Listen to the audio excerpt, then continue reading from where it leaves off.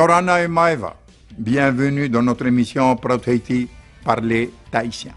Je vous propose, dans un premier temps, de découvrir le vocabulaire du texte suivant, les poissons de la mer. Eraverhei, motu,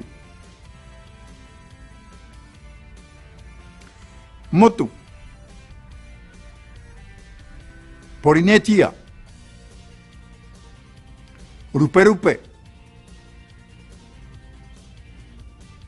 tetai, tetai roto,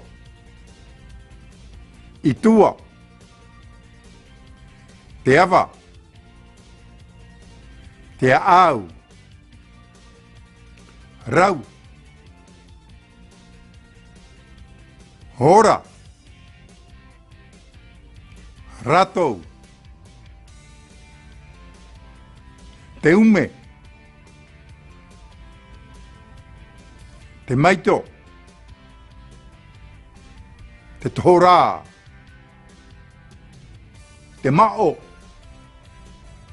te oiri, te ono, te ouramiti, te fe'e, hohonu, te hohonu, te honu, te pāihere, tore tore, ninamu, te area, vare au, e te vai atura, ana, taero. Pour la traduction en français, elle sera immédiatement affichée.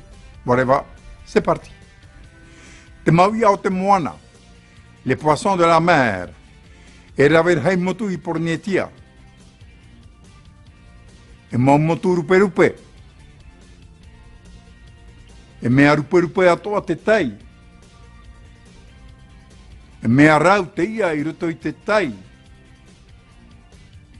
e ora ratou i te tai roto, aore rā i tua. Te ume e te maito, te ora i te tai roto. Te tōrā e te maoparata, te ora i tua. Te iteava, te oiri e te ono. Te itea au, te auramiti e te whee. Et ora te honu i roto i te hohonu. Parhei e Yorana. Au revoir. Portez-vous bien.